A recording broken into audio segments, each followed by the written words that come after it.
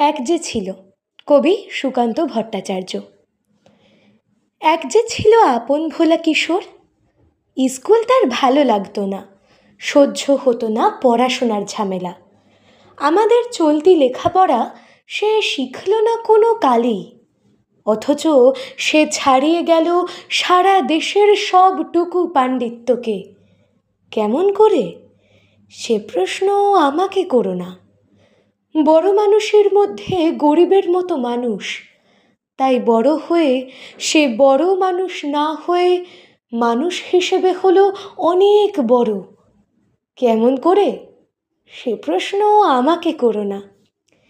গানসাধার বাঁধা আইন সে মানেনি, অথচ স্বর্গের বাগান থেকে সে চুরি করে আনলো তোমার আমার গান। কবি সে, ছবি আঁকার অভ্যাস ছিল না ছোট বয়সে, অথচ শিল্পী বলে সেই পেল শ্রেষ্ঠ শিল্পীদের সম্মান। কেমন করে? সে প্রশ্ন আমাকে করো না।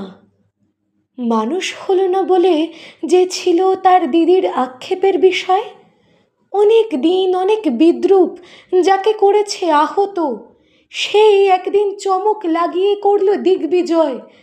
কেউ তাকে বলল বিশ্বকবি, কেউ বা কবিগুরু। উত্তর দক্ষিণ পূর্ব পশ্চিম চার দিক করল প্রণাম।